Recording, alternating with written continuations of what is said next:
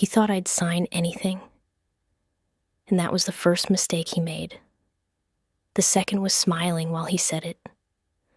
Not a warm smile, not even a fake one. The kind of smile a man wears when he believes the room already belongs to him. The papers already belong to him. Your future already belongs to him. We were sitting in a glass conference room on the 32nd floor of a downtown Seattle office tower. Rain streaking the windows and the thin silver lines. The city blurred beyond them like a watercolor someone had dragged a hand through. There was coffee on the credenza, lemon polish on the table, a stack of documents clipped in neat blue folders. My husband, Grant Mercer, sat at the head of the table in a charcoal suit so perfectly pressed it looked armored. Beside him sat his attorney, his financial advisor, and a title officer I had never met before that morning. On my side of the table, just me. Or at least that was what Grant thought. "Mallory," he said, sliding the folder toward me with 2 fingers, casual as a tip left at brunch. "This is straightforward. Sign today, and we can all be done with this." Done with this. As if 12 years of marriage were a subscription cancellation.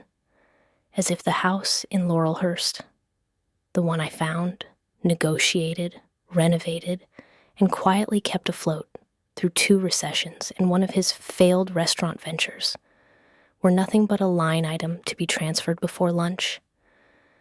I looked down at the first page. Temporary property settlement. Interim assignment of beneficial interest. Authorization for refinance proceeds. Dense language. Familiar enough to look harmless. Dangerous enough to ruin a person who skimmed. Grant leaned back in his chair and folded his hands over his stomach. Relaxed. Confident. Already halfway to victory in his own mind. He had that look he always got when dealing with contractors, waiters, junior associates, anyone he believed had less information than he did. A look that said, "Let's not drag this out." "Your housing arrangement is protected for 90 days, his attorney said smoothly. "This simply allows the refinance and debt consolidation process to move forward." Debt consolidation. There it was. The legal and financial anchor buried in the polite language of civilized theft. Because the truth wasn't that simple, and it sure as hell wasn't civilized. 3 weeks earlier, I'd learned that Grant had opened a home equity line of credit against our house 6 months before he asked for a divorce. Not for repairs, not for taxes, not for anything tied to the property. He'd used it to keep his newest hospitality project alive. A rooftop cocktail bar in Bellevue that burned money faster than it made it. When the numbers started collapsing, he shifted balances, moved vendor obligations, pulled draws through a consulting entity, and told me we needed to streamline household expenses because the market was temporary weird. Temporary weird turned out to mean our home was collateral for his ego. When I confronted him, he did what men like Grant always do when facts arrive earlier than they planned. He got calm. Too calm. He told me everything was under control. Told me my name was still on title. Told me smart couples leverage assets. Told me I worried because I didn't understand capital structure. What he meant was, I wasn't supposed to ask enough questions to catch the timing. But timing had always been my thing. Before I married Grant, before I became the polished wife hosting fundraisers and holiday dinners, and smiling through conversations with investors who forgot I had ears, I worked in commercial escrow. Not forever. Not long enough to build a career out of it, but long enough to know what signatures do, what recorded instruments hide, and what kind of damage can be done in one quiet room with the right people pretending a transfer is routine. Grant knew that. He just believed 12 years of being underestimated had softened me into someone who no longer read past the first paragraph. I turned the page slowly. On page 4, there it was. Not in bold, not in red, just tucked into paragraph 8C, dressed in silk and poison. In consideration of temporary occupancy and structured marital debt resolution, the undersigned spouse waives any present objection to sole refinancing authority, beneficial reassignment, and subsequent disbursement related to encumbered marital real estate held jointly or in community interest. He wasn't asking me to let him refinance. He was asking me to step aside while he converted the house into a liquidity event, a bridge out for him, a sinkhole for me. The title officer cleared her throat. If there are no questions, we can notarize today. I looked up at her. Young, efficient, neutral face. She had no idea she was sitting in the middle of a trap, or maybe she did and had decided that neutrality was the safer religion. Grant gave me a patient expression, the one he used in public when he wanted witnesses to remember how reasonable he'd been. I had one question, I said. His attorney smiled. Of course. Why is the interim reassignment tied to disbursement instead of debt verification? Grant's eyes moved to me then, sharp, fast, irritated. Not because I asked the right thing. The attorney's smile flickered. Standard sequencing. No, I said quietly. Not for owner-occupied marital property with disputed community obligations. Standard sequencing would require verified debt schedules attached to the settlement framework or court acknowledgement if you're trying to isolate liability before final division. The room changed. It was subtle, tiny, but I felt it. The way air changes before a storm finally decides to become weather. Grant's financial advisor looked down at the papers instead of at me. The title officer shifted in her seat. Grant's attorney uncapped his pen and recapped it again, buying a second. Grant himself gave a low laugh, but it sounded thinner now. Mallory, he said, this is exactly what I mean. You hear half a term and turn it into a courtroom drama. I held his gaze. Funny, because you seem very eager to move money before one exists. That landed. His jaw tightened just once, so fast most people would miss it. But I was a woman who had spent 12 years learning the weather inside one man's face. Sign the papers, he said, and the softness was gone now. Not raised voice. Worse, controlled contempt. Or don't. But let's stop pretending you're some expert because you worked in escrow for 5 minutes in your 20s. There it was. Not just dismissal, revision. The slow marital magic trick where a woman's past skills get rewritten into cute trivia so her present caution looks hysterical. I closed the folder. Then I won't waste your time, I said. I stood. Grant didn't move. Sit down. No. The title officer blinked. The attorney started to say something about rescheduling. I picked up my coat, my bag, and the unsigned folder. That stays here, Grant said. I smiled for the first time that morning. Not if my name is on it. Then I walked out. Rain hit cold and sideways when I stepped onto the sidewalk. Seattle in March. Gray, expensive, and full of people pretending to enjoy both. I didn't rush. I didn't cry. I stood beneath the awning of the building and breathed until my hands stopped shaking enough to unlock my phone. Then I called the one person Grant had counted on me not calling. Naomi, I said when she answered. Pause. Then my younger sister's voice, crisp and alert, from somewhere louder than an office, maybe a courthouse hallway or a parking garage. What did he do? Not what happened. Not, "Are you okay?" What did he do? Because Naomi knew me, and because she knew Grant. He tried to get me to sign a temporary waiver tied to refinance authority and proceeds disbursement. Silence for half a second. Then, he's moving faster than I expected. Naomi Chen Reyes was 2 years younger than me, 5 inches shorter, and professionally allergic to men who weaponized paperwork. She was a litigation associate in Tacoma, working under a partner who specialized in real estate fraud, marital asset concealment, and complex debt tracing. In family photos, she looked like the sweet one. In conference rooms, she made grown men reach for water. "Do you have copies?" she asked.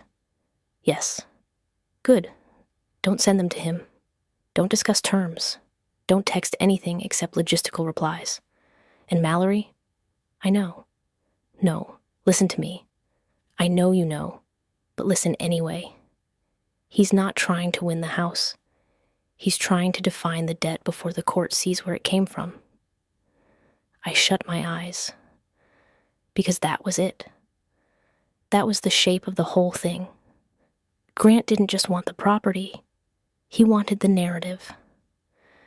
He wanted to walk into court later and say the house was burdened, distressed, compromised, that the debt was marital, urgent, unavoidable, that selling, refinancing, or forced restructuring had been the only responsible path. He wanted me to look like the emotional spouse who slowed everything down while he did the hard, practical work of handling finances.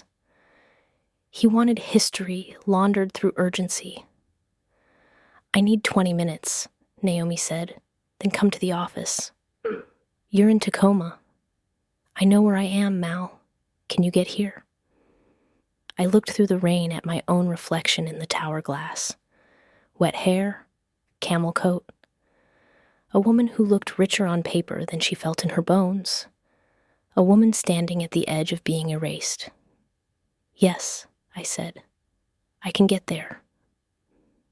On the drive south, traffic crawled and my mind didn't. Every red light opened another file in my memory. The HELOC statements I'd found in Grant's study drawer under a tasting menu draft. The vendor emails open on his laptop the night he fell asleep in front of ESPN. The transfer to Mercer Urban Concepts, LLC. The wire from that entity to Evergreen Lounge Holdings.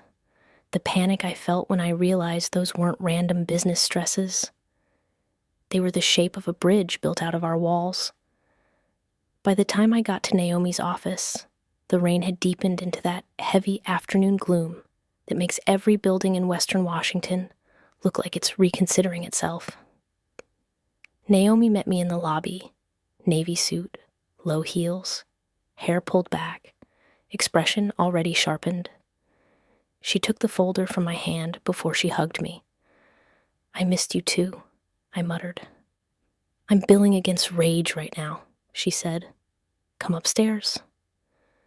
Her office smelled like paper, toner, and takeout coffee, the good kind of competence smell. She spread the documents across a small conference table and read them twice. Once quickly, once slowly. Then she leaned back and looked at me. "He's not stupid," she said. "No. He thinks you'll be proud of yourself for refusing this." And too relieved to look for version 2. I frowned. What does version 2 look like? She tapped paragraph 8, C. A revised agreement, softer language, more lifestyle concessions, maybe temporary cash support, car use, club fees, occupancy extension, something designed to flatter your exhaustion. I sat down harder than I meant to. "So he'll come sweeter next." "No," Naomi said. "He'll come reasonable, which is meaner." That was Grant. He never stormed first. He curated. His cruelty always arrived tailored. Naomi called her supervising partner, a woman named Celeste Donnelly, whose name I knew from local legal circles and whose reputation was simple. If she took your case, it meant she smelled rot. 40 minutes later, Celeste came in wearing a charcoal coat over courtroom black, dropped a leather folder on the table, and read Grant's documents without speaking. Finally, she said, "Do you want the house?" It should have been an easy question. Instead, it felt like someone had opened a locked door in my chest. "I want what's mine," I said. Celeste nodded once. "Good. That answer usually costs less." She began outlining possibilities with the kind of calm that made panic feel childish. Immediate notice to opposing counsel that no refinancing, sale, or transfer affecting jointly held property was authorized without court review. Formal demand for full debt disclosure, including underlying business obligations, draw history, and use of proceeds. Potential tracing action if community property had been used to prop up separate business liabilities concealed during dissolution. Emergency motion if we saw signs of imminent transfer. Quiet title flags if anything uglier surfaced. "I haven't retained anyone yet," I said. Celeste looked at me over the top of the papers. "You walked out before signing away leverage. In my field, that counts as good judgment. We can discuss paperwork later." It moved fast after that. Too fast for comfort. Too slow for safety. By evening, letters were drafted. By the next morning, Grant's attorney had them. By noon, Grant texted me. "Really, Mallory? Not hello. Not why our lawyer's involved. Really, Mallory?" I stared at the screen and felt the old reflex rise. Explain, soothe, de-escalate. Make it survivable. Then I remembered the conference room, the smile, the assumption. I typed back, "Direct all financial matters through counsel." 3 dots appeared, disappeared, reappeared. "You're making this uglier than it needs to be." I set the phone down, because what he meant was, "You're making this visible." The next 2 weeks unfolded like a polished war. Grant sent flowers once, white orchids, expensive and bloodless, with a card that said, "We don't have to do this the hard way." He sent a bottle of wine to the house, then texted to ask if I had received it, as if emotional intimidation counted as a hospitality. He had his assistant email a revised short-form framework, which Celeste described as the same poison in a prettier glass. This version offered me exclusive occupancy of the house for 6 months and a monthly support amount that would have looked generous to anyone who didn't know Seattle property taxes, insurance, and maintenance. In exchange, I would acknowledge Grant's sole management authority over temporary restructuring measures necessary to preserve marital assets. Preserve. The man set the fire and now wanted applause for holding the hose. Celeste filed objections. Naomi helped build a timeline. I started collecting everything. Bank alerts, photographs, email chains, restaurant investor decks, the contractor estimate for the outdoor kitchen. Grant insisted had to be deferred because cash flow was weird. The tuition invoice from his nephew's private school that he had quietly paid through one of the same accounts touching HELOC funds. Threads, tiny threads, but enough of them, and you could pull the suit apart. At night, I still slept in the house. Our house. The one on 48th Avenue with cedar siding and leaded windows, and a kitchen I had redesigned after the first winter because the original layout killed the light by 4 o'clock. I moved through it differently now. Not like a wife. Not even like an owner. Like a witness protecting a scene. I photographed rooms, opened cabinets, checked mail, logged package deliveries. Not because I expected Grant to break in, though he had keys once, and men like him always keep copies longer than they admit. But because once paperwork becomes a weapon, the ordinary becomes evidence. The 3rd week brought the first real crack. Celeste's office received incomplete debt disclosures from Grant's side. Not unusual, not shocking, just insulting. Business ledgers with key attachments missing. Credit obligations listed without full draw dates. A vendor payable schedule that somehow omitted the exact month our home equity funds had moved through Mercer Urban Concepts. Celeste read the packet, smiled without warmth, and said, "He's stalling the trace because the trace exists." Naomi found a filing in King County tied to Evergreen Lounge Holdings. A UCC amendment filed 9 days after Grant first mentioned divorce. That timing mattered. It meant he had started securing business interests while still telling me our finances were under temporary strain. It suggested foresight, strategy, planning, not chaos, not marital confusion, planning. That night, Grant showed up at the house without warning. I was in the kitchen sorting receipts into dated folders. The front door unlocked, opened, closed. A familiar rhythm. My whole body went cold before I even turned around. He walked in, wearing a wool overcoat, and the expression of a man entering a place he still considered his, no matter what the lock said on paper. "You changed the alarm code," he said. "You weren't supposed to walk in." He glanced at the folders on the counter. "You've always been dramatic with stationery." I set down the receipt in my hand. "You don't come in unannounced anymore." He looked older than he had 3 weeks ago. Not broken, not softened. Just frayed around the eyes in the way high-functioning men get when the math starts moving against them. Still handsome, still polished, still dangerous because he knew exactly how handsome and polished he remained under stress.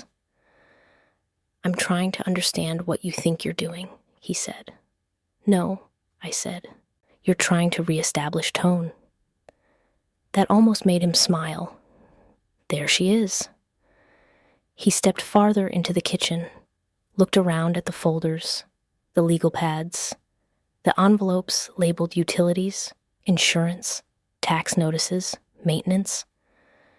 The infrastructure of a life he had benefited from while calling it invisible. "You really want to drag every ledger into court?" he asked. "Because that's where this goes if you keep listening to Naomi." I laughed once. "Interesting that you didn't say Celeste." He ignored it. "Do you think a judge is going to care who paid which invoice to keep a business afloat during a marriage? Do you think anyone is going to treat you like some financial hostage because I manage cash flow?" Managed cash flow. That phrase again. That executive euphemism for theft done in a blazer. "You didn't manage it," I said. "You hid it." He came closer, not threatening, worse, intimate, as if proximity still belonged to him. "I built things, Mallory. That's what I do. Sometimes money moves. From our house. From our balance sheet." I stared at him. "Do you even hear yourself?" He exhaled hard through his nose. "I hear a woman who got very brave the second she had a lawyer standing behind her." That hit where he meant it to, because there had once been a version of me who needed permission to feel certain. A version trained by marriage into second-guessing clean instincts. A version who wanted to be fair even when fairness was being used as a delaying tactic. But that version of me had been dying quietly for years.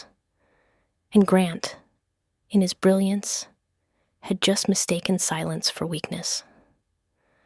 "I was brave before," I said. "You were just more comfortable when I was busy being kind." Something changed in his face then. Something colder. Less husband, more opponent.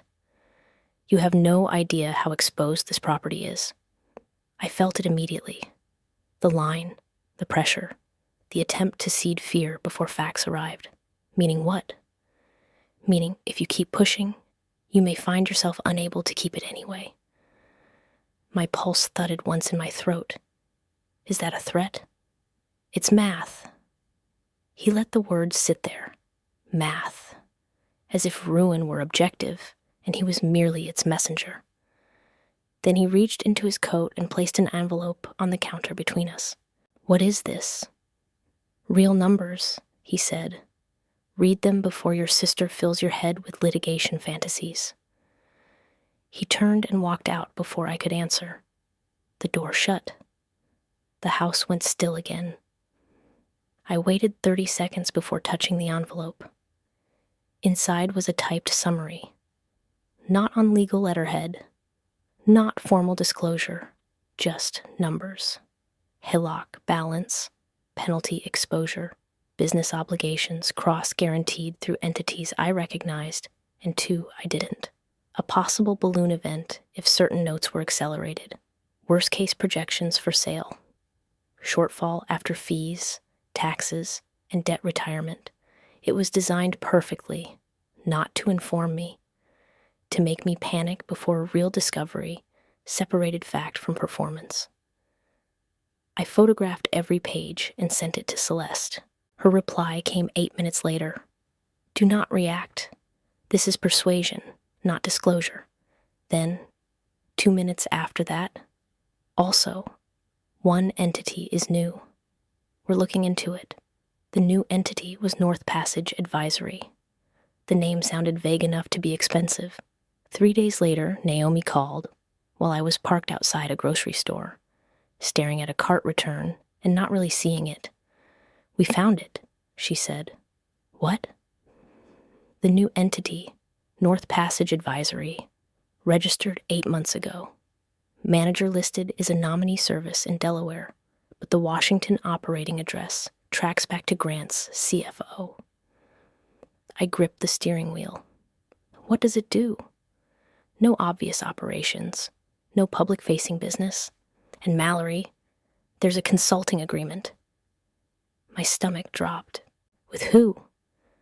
Mercer Urban Concepts. Of course there was. Another bridge, another layer, another respectable-looking hallway between money and accountability.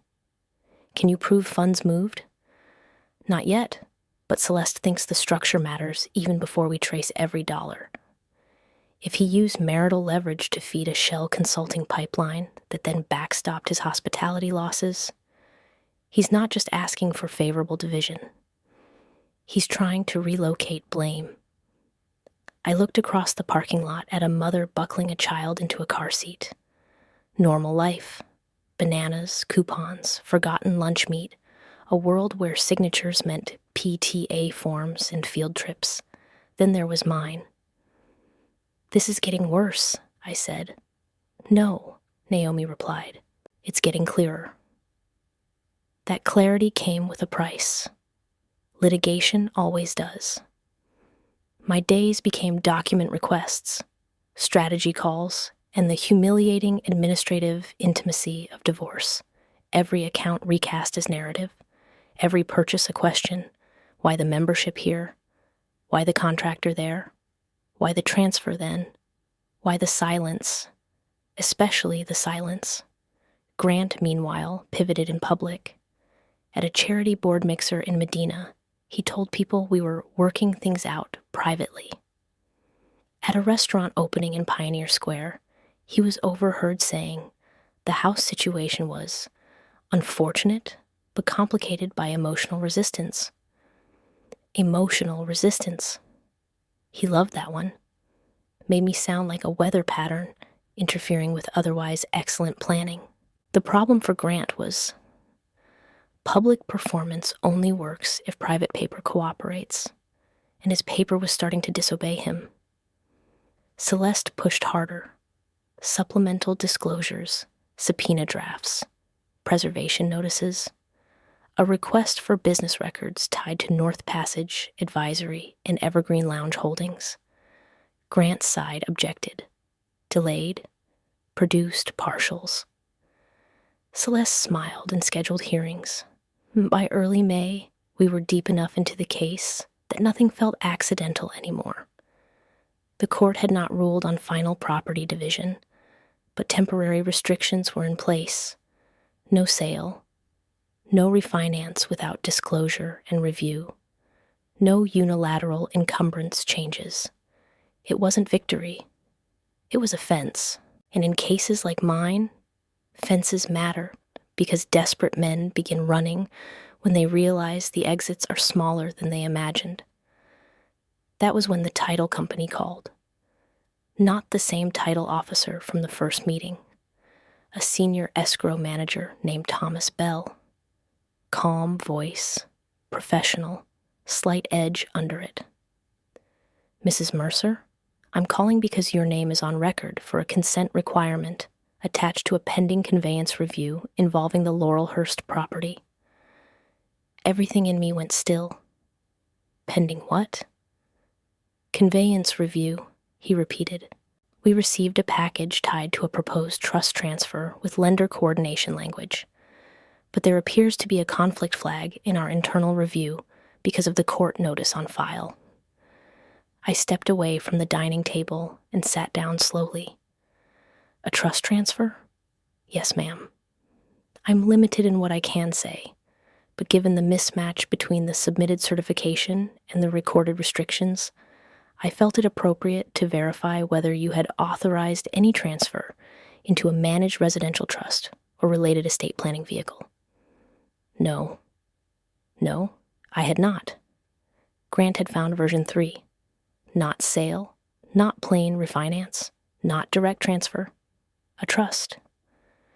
A managed residential trust could sound harmless to the inattentive. Estate planning, asset continuity, administrative housekeeping. But in the wrong hands, done at the wrong time, it could blur control, complicate possession, and give a man fresh language to hide behind while arguing he had merely structured things prudently. I authorized nothing, I said. Thomas Bell was quiet for a moment. Understood. Then I recommend your counsel contact us immediately. I will note that verbal denial in the file. When the call ended, I sat motionless for maybe 10 seconds, maybe 60. Long enough to feel fear become anger, and anger become a shape I could hold. Then I called Celeste. Within an hour, her office had sent formal notice. Within 3 hours, Grant's attorney responded that no actual conveyance had occurred, and that preliminary estate planning review did not constitute actionable transfer conduct. Celeste read the email aloud on speaker and let the silence afterward do the work. Estate planning, Naomi said finally. He's getting creative. Celeste's voice stayed calm. Good. Creative people make better exhibits. The emergency hearing was set for the following week. Grant arrived in court looking expensive and mildly annoyed, which had always been his preferred costume. His attorney argued there had been no completed transfer, only exploratory administrative preparation, in light of tax efficiency and debt stabilization concerns. Tax efficiency, debt stabilization. Every theft sounds noble when enough syllables are hired to escort it. Celeste stood and did not raise her voice once. She laid out the timeline, the hidden HELOC, the attempted refinance authorization, the incomplete disclosures, the newly discovered advisory entity, the unapproved trust transfer package submitted despite existing restrictions and active dissolution. She never dramatized, never pleaded. She simply made sequence visible. And sequence, when honestly arranged, is often more devastating than accusation. The commissioner asked Grant whether he had believed the trust preparation could proceed without explicit spousal approval, given the pending property dispute. Grant answered like a man used to rooms rewarding confidence. My understanding, he said, was that preliminary administrative review did not alter substantive ownership. Celeste didn't even look at him when she asked permission for follow-up. She just rose and said, Mr. Mercer, did the package you submitted include lender coordination language, anticipating authority changes upon trust acceptance? A beat. Yes, but Did it include occupancy management provisions? That was standard. Did it list a future acting trustee with discretionary control language tied to debt preservation? His attorney objected. The commissioner overruled. Grant's face had gone carefully blank now, but I saw it. The first real sweat. Not on skin, in thought. Yes, he said. Celeste nodded. So when you told the court nothing substantive was contemplated, that was not accurate, was it? He began speaking about routine structuring, incomplete review, misunderstood intent. It didn't matter. The commissioner issued stronger temporary protections before lunch. No trust-related property action, no title changes, no lender-facing representations implying sole authority, expanded disclosure obligations, fee warning for further end runs, not a final win, but a public wound. And for the first time, Grant knew it had been made in a room with a record. Outside the courthouse, he didn't speak to me, didn't even look at me. That bothered me more than if he had shouted, because silence from men like Grant is rarely surrender. It's recalculation. Summer came. Seattle brightened in that almost offensive way it does. Blue sky after months of gray, everybody suddenly remembering they owned sunglasses. In another life, Grant and I would have been opening the patio furniture covers, planning dinners, pretending a marriage had seasons instead of fractures. In this one, I was meeting forensic accountants. Celeste brought in a consultant named Owen Burke, who had the dry, patient energy of a man who had spent years learning how liars arrange spreadsheets. He traced flow patterns across accounts, entity reimbursements, loan draws, vendor payments, and timing clusters. He didn't say wow when he found something bad. He just adjusted his glasses and asked for 3 more months of statements. The bad thing, when it came, arrived quietly. Not a secret offshore account, not some cinematic vault of cash. Worse. Repetition. Regular transfers from Mercer Urban Concepts into North Passage Advisory, then onward payment clusters that coincided with delinquency cures, payroll shortfalls, and emergency vendor settlements tied to Evergreen Lounge holdings. Not every dollar from the HELOC could be traced cleanly into the restaurant mess, but enough of it touched the chain to matter. Enough to show intentional use of marital leverage in support of separated business exposure, while concealing the real picture from me during the breakdown of the marriage. When Owen explained it in the conference room, he used phrases like probable tracing, linked timing convergence, and indirect benefit pattern, Celeste translated. He used house-backed money to plug business holes through a prettier route. Naomi added, and he did it while preparing to argue the house was too burdened to preserve. I stared at the spreadsheet until the rows blurred. This was the big twist, though I didn't name it yet.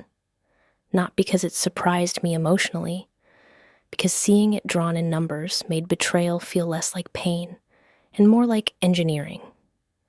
Grant had not panicked and made messy choices. He had built a story in advance. A husband can say he was trying to save everything. A spreadsheet shows which part of everything he meant. Once the tracing memo was drafted, the case changed temperature. Settlement chatter from Grant's side became suddenly more eager, more flexible, more conciliatory. His attorney floated proposals involving a buyout structure, then a deferred sale, then a debt-sharing mechanism with offset support. Celeste rejected each one with the serenity of a woman who knows exactly why the other side started smiling. He's trying to contain the document trail before deposition, she told me. Can he? He can try. Deposition was scheduled for August. The month the air in Seattle turns golden and expensive, and everyone starts speaking wistfully about lake weekends and tomatoes. Grant always loved August, It made him look like the kind of man magazines photograph leaning against sailboats. At his deposition, he wore pale blue and confidence. For the first hour, he did well. Too well, maybe. Calm answers. Memory gaps where convenient. Broad framing. Business stress. Ordinary marital friction. Adaptive liquidity strategy. Misunderstood timing. He used every clean phrase available to a dirty set of facts. Then Celeste began walking him through transfers one by one. Not dramatically. Not like television. Just meticulously. Date. Amount. Source. Destination. Related obligation. Contemporaneous representation. He shifted. Paused longer. Asked to review exhibits he clearly remembered before they were placed in front of him. Corrected himself twice. Claimed one transfer was operational consulting, when the invoice on the next page described strategic restructuring support that tied directly to a payroll cure at Evergreen. Claimed another was reimbursement timing, then conceded the reimbursement had not occurred until after the HELOC draw cycle. Then Celeste slid forward the document that changed the day. An internal email, not from Grant's inbox, from his CFO's, recovered through third-party production. Subject line, house line, timing. The relevant sentence was short enough to feel like a blade. If Mallory signs before end of month, we can clean this up without court optics. The room went silent in the dead, professional way only legal rooms can. Grant read the page once, then again. His attorney objected to form on instinct alone, too late and too thin. Celeste's voice stayed level. Mr. Mercer, what did you mean by clean this up without court optics? He swallowed. Tiny motion. Huge cost. I didn't write that email. No one said you did. I asked what you meant. I'd need context. The context is the subject line and the timing cluster around attempted refinance authority. What did you mean? He gave a long answer that said almost nothing. Administrative simplification. Ongoing dissolution, uncertainty. Desire to avoid unnecessary public conflict. Celeste let him finish. Then she asked, were you referring to the risk that a court would view these transactions as improper if they were fully visible before your spouse signed? Grant turned his head slightly and looked at his attorney. Not at Celeste. Not at the document. At his attorney. And that, more than the answer, told the truth. By the time deposition ended, his control of the story had cracked, not shattered. Men like Grant do not shatter easily in public, but cracked enough that light could finally get through. Afterward, in the parking garage, I leaned against Naomi's car and laughed once. Not because anything was funny, because my body didn't know what to do with relief that sharp. Naomi handed me bottled water. You okay? No, I said, but in a more useful way. She smiled. By September, settlement moved from polite to urgent. Grant's side wanted confidentiality. Of course they did. They wanted structured resolution. Of course they did. They wanted to avoid a trial that could turn tracing exhibits into permanent public memory. Celeste told me we could negotiate hard now, and should. Not for revenge, for outcome.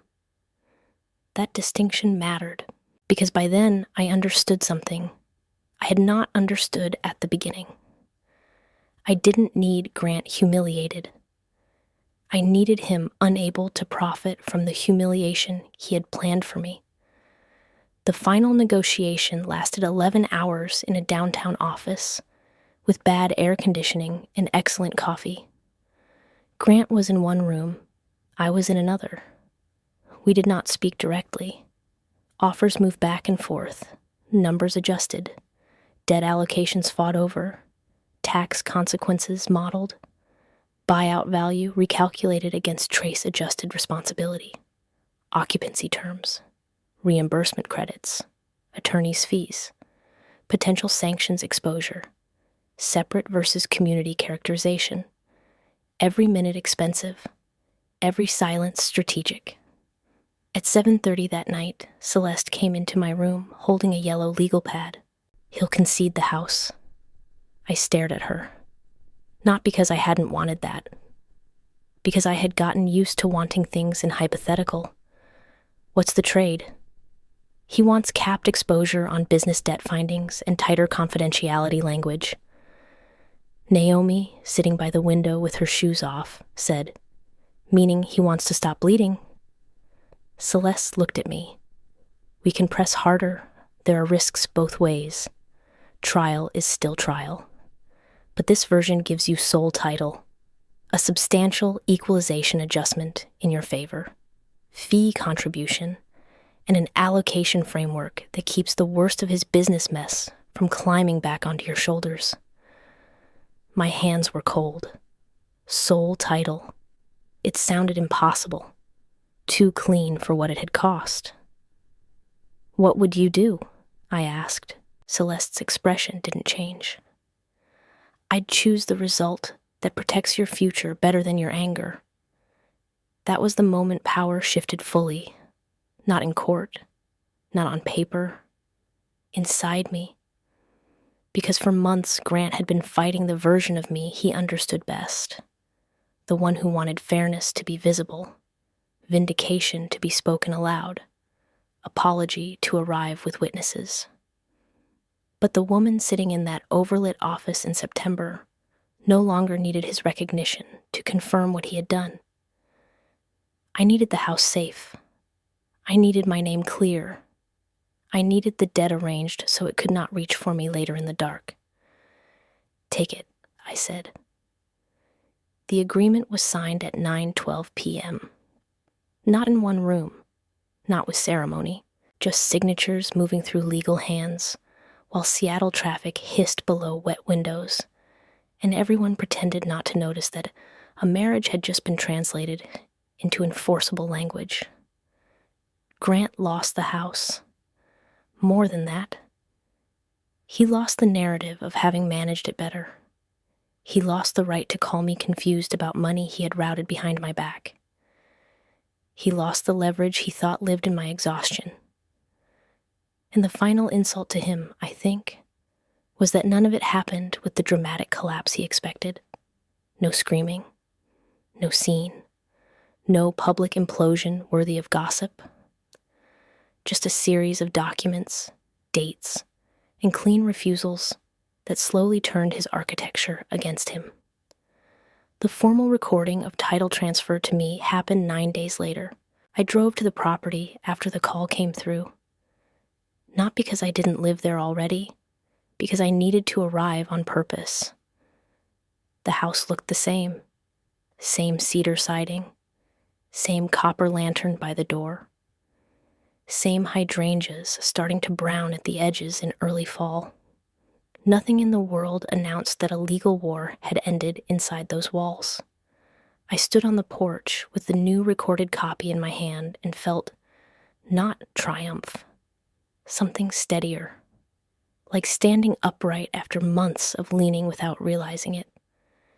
Grant texted once after the agreement, "You got what you wanted." I read it twice, then replied, "No, I kept what you tried to move." He didn't answer.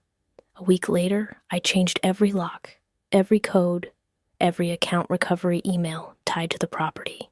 I updated insurance, utilities, county mailing preferences, emergency contact records, unromantic tasks, necessary ones. Safety is often administrative. The first night the house was fully, legally, unmistakably mine. I slept badly, not because I was afraid, because my nervous system had grown used to guarding. There was no filing deadline the next day, no hearing, no emergency call, no folder on the table waiting to be decoded for poison. Just rain at the windows and the old refrigerator hum and the strange, almost unbearable quiet of something finally over. At 3 in the morning, I went downstairs, made tea, and sat at the kitchen island where I had once sorted evidence into manila folders. I looked around at the room. The brass pendants I chose, the oak floors I refinished, the corner window seat Grant once said was impractical until guests started complimenting it, and then somehow it became his favorite feature to point out. So much of marriage, I realized, had been me building value while he practiced ownership language. That doesn't happen all at once. It happens in jokes, in defaults, in who gets introduced as decisive and who gets introduced as supportive, in whose stress counts as leadership and whose caution gets labeled negativity, in who learns to explain the same insight 3 different ways until a man repeats it louder and everyone thanks him for clarity. He thought I'd sign anything because he had mistaken all my previous acts of good faith for evidence that I could be managed. He thought patience meant ignorance. He thought grace meant surrender. He thought access meant entitlement. He thought that because I had once chosen peace, I would choose it even at the cost of my own ground. He was wrong. And the best part, the part I never tell people first because it sounds too simple to hold the weight of what happened, is that nothing about the final victory looked glamorous. There was no dramatic courthouse staircase moment, no headline, no collective gasp, just paper.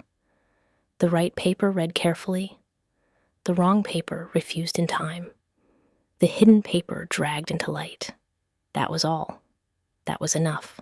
In November, I hosted Thanksgiving in the house. Not a performative one. Not the old kind with curated flowers and strategic guest lists, and Grant opening wine like a man auditioning for himself. Just family, Naomi, our parents, my friend Tessa from college, her 2 boys running through the hallway, store-bought pie next to homemade stuffing, someone dropping a spoon and laughing too hard. The television low in the den with football, no one was really watching. At one point, Naomi stood beside me in the kitchen while I basted a turkey I had absolutely overcommitted to and said, "You know he thought you'd sell. Maybe." "No," she said. "He thought you'd want out more than you'd want to fight." I looked around the room, at my mother setting out dishes, at Tessa wiping juice off the counter, at the late afternoon light turning the windows honey-colored, at the life still here, not untouched, not innocent, but still here. That was his problem, I said. He never understood the difference between leaving a man and leaving your home. Naomi smiled. That's annoyingly good. I know. By winter, Grant's rooftop bar had been sold off in pieces. Not entirely because of me. That would flatter my role too much. Businesses built on vanity often collapse under the weight of their own mirrors. But I'd be lying if I said the litigation pressure didn't narrow his options. Investors get nervous when words like tracing and concealed leverage start appearing near their money. I heard things secondhand, that he moved to a luxury apartment in Bellevue, that he was focusing on restructuring, that he told at least one mutual acquaintance the divorce had become impossible because I had turned hostile and legalistic. That phrase made me laugh for a full minute when Tessa repeated it over lunch. Hostile and legalistic. As though being unwilling to sign away a house to subsidize his secrets were a personality flaw. Good. Let it be one. Because here is what I know now, and what I wish someone had told me years earlier, when charm still confused me, and competence still felt rude in a woman's mouth. The people most offended when you start reading closely are usually the ones who benefited from your trust being broad and blurry. Grant did not fail because I became cruel. He failed because I became specific. Specific about language. Specific about timing. specific about what I would and would not sign just because a man in a suit was tired of my questions. That house still stands. I'm in it now as I tell you this. Rain moving over the windows again. Another Seattle evening folding itself gray around the block. The hydrangeas will bloom again in spring. The fence needs repainting. The upstairs guest bath still has the ridiculous tile Grant insisted would grow on me, and never did. Life goes on in ordinary repairs. Sometimes I sit in the breakfast nook with coffee and think about that conference room. The folder sliding toward me. The confidence in his face. The way he believed the story was already finished because he had gathered the right furniture for the scene. Attorney, advisor, title officer, skyline, polished table, patient smile. He thought authority lived there, but authority was never in the room. It was in the reading. It was in the pause before the pen touched paper. It was in the woman who understood that a signature is not proof of peace. Sometimes it's just proof that someone got tired first. I did not get tired first. That is why I am still here. That is why the deed bears my name without his strategy attached to it. That is why, when the mail comes now, I open it without dread. And that is why, if another man ever slides a document across a table toward me with that same soft, practiced confidence, that same smile designed to make surrender look sophisticated, I will do exactly what I did before. I will read, I will ask, I will notice what he hoped I wouldn't. And if the paper asks me to disappear for someone else's convenience, I will stand up, take my copy, and leave him sitting there with all the confidence in the world and none of my signature underneath it.